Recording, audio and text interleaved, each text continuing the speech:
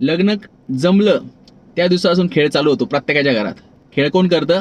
जवळचे लोक, जवळचेच नातेवाईक, आत्या, मामा, मावश्या, काकू, काका, भाचे, सुना, कोण ना कोणी एक राहतो, तो हा खेळ करतो. कसा करतो? त्यांचं म्हणणं काय असतं? माझं पत्रिकेत नाव नाही टाकलं, मला मान नाही दिला, मुलगी बघायला मला घेऊनच नाही गेले, मुलगी बघायला घेऊन गेले तर मला त्यांनी साडीच नाही दिली. म्हणजे असे छोटे रिझन काढतात. आणि याच्या पलीकडचे काही लोक असतात ज्यांची जुनी दुश्मनी असते. एखाद्या काहीतरी 2-5 वर्षापूर्वी, 10 वर्षापूर्वी काहीतरी बोललेलं असेल, ते डोक्यात ठेवायचं आणि लग्न जमलं का त्याच्या घरात भांडणं लावून द्यायचे, काड्या करायच्या, आणि त्यांचं जे आनंदाचं वातावरण असतं त्याच्यात खेळ करून टाकायचा.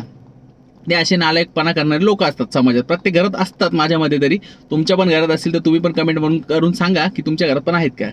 तर मग अशा लोकांना नेमकं साध्य काय करायचं असतं की तुम्ही हे जे करतायत लोकांच्या लग्नामध्ये, तुम्हाला ही भीती नसते का तुमच्या लग्नामध्ये पण हे असं काय होऊ शकतं? तुमचा जो आनंदी क्षण असतो, तुमच्या मुलीचं लग्न असतं आणि त्या बापाला काय सिच्युएशन येईल, या गोष्टी तुमच्या मनात येत नाही का कधीच?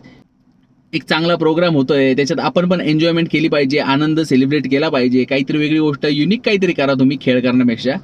तर हा व्हिडिओ अशा लोकांपर्यंत 100% पाठवा जे खेळ करतात. आणि कसा पाठवायचा ते तुम्ही बघा, कारण हा व्हिडिओ पाठवल्यानंतर त्याला असं वाटायला नको की मला पाठवलं म्हणजे मी खेळ केला. तर हा व्हिडिओ आहे ना अशा लोकांपर्यंत पोहोचला पाहिजे. रिशेअर करा, शेअर करा, काय करता येईल ते करा, पण व्हिडिओ पोहोचला पाहिजे. म्हणजे याच्या पुढे ते लोक खेळ करणार नाहीत आणि त्या मुलीच्या आईबापाला किंवा मुलाच्या आईबापाला त्रास होणार नाही. समाजात तो आनंद, लग्न उत्सव आपण सर्वात मोठा उत्सव मानतो, तो जरा चांगल्या पद्धतीने सेलिब्रेट होईल. त्यासाठी हा व्हिडिओ शेअर करा. बाकी तुम्हाला काय वाटतं ते तुम्ही कमेंटमध्ये नक्की सांगा. धन्यवाद.